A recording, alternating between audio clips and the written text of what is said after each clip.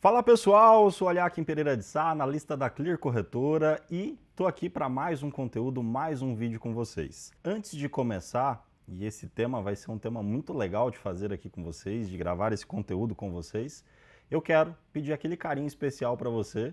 Se inscreva no canal, ative o sininho de notificações e, claro, curta, comente, interaja o máximo possível com a gente, para que a gente possa entender cada vez mais as necessidades de vocês e, claro, trazer ainda mais conteúdos para vocês. O tema desse vídeo é dólar nos níveis atuais acima dos R$6. Olha só, até rimou, né? Eu quero começar falando o seguinte. Primeiro, cada ativo que a gente tem no mercado, né, ele tem um comportamento específico e estruturalmente falando, o dólar, né, o que fundamenta ele a ter um movimento de alta ou ter um movimento forte de baixa, são fatores macroeconômicos, são fatores muito mais abrangentes do que, por exemplo, o que acontece com Vale especificamente, o que acontece, por exemplo, com Magazine Luiza especificamente.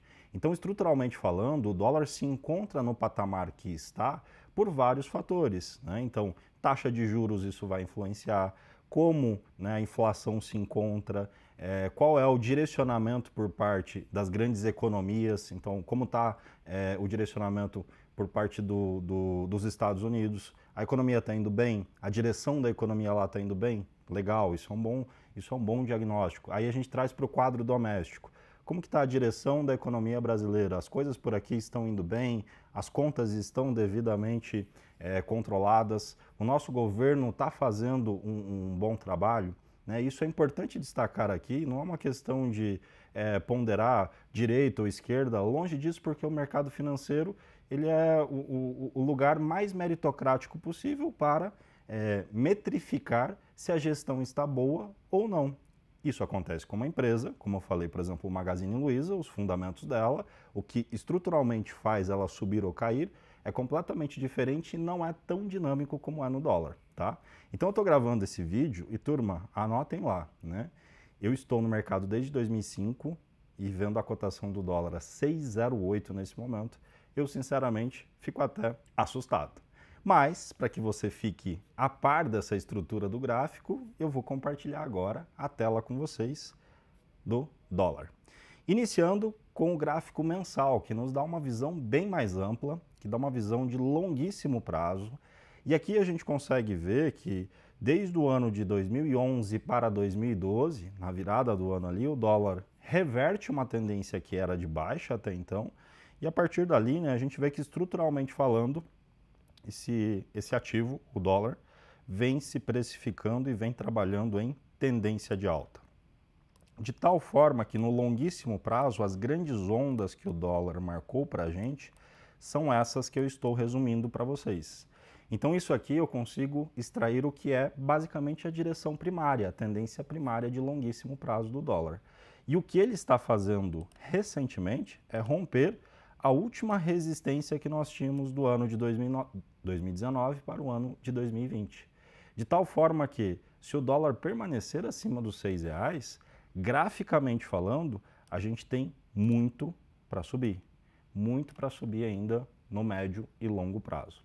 Então, ficar ou não acima dos R$6 vai ser um grande divisor de águas e um grande termômetro, um grande divisor de águas e um grande termômetro, vou repetir e enfatizar, para que nós investidores, nós traders, né, possamos mensurar melhor aqui, né, a questão dos fundamentos desse cara, que é o dolinha. Ou seja, se ele não permanecer acima dos R$6, significa que provavelmente algo de bom começou a acontecer na nossa economia e no cenário global também, e aí o dólar começa a perder valor, o real começa a ganhar valor, provavelmente a nossa curva de juros começa a cair, ou seja, a renda fixa já começa a deixar de ser tão interessante, e aí o mercado de renda variável começa a se beneficiar disso. Então olha como é uma balança aqui bem interessante para a gente mensurar. E novamente, estruturalmente falando, o mercado vai se adaptando aos cenários que a gente enfrenta, tá certo? Então essa visão aqui, ela me dá, né, um grande divisor de águas, que é não ficar acima dos R$6, pode ser que a gente começou a ter um posicionamento melhor da economia norte-americana, da economia brasileira, e aí a curva de juros caindo, é provável, né, que a gente já veja o Ibovespa reagindo, e é mais provável que a gente observe daí o dólar cedendo abaixo desses R$6. Tem sinal já para isso? Não. Agora eu vou colocar bastante zoom e a gente vai dar bastante ênfase no que está acontecendo no curtíssimo prazo. Falei de uma forma mais ampla e no curto prazo a gente consegue perceber o seguinte: são ondas fortes para cima e ondas fracas ou mais tímidas para baixo. Então aqui mesmo pelo gráfico mensal a gente consegue resumir essas movimentações de tal forma que os compradores, os investidores da ponta compradora, eles estão muito mais fortes, ou seja, eles seguem acreditando que a estrutura do dólar é uma estrutura altista.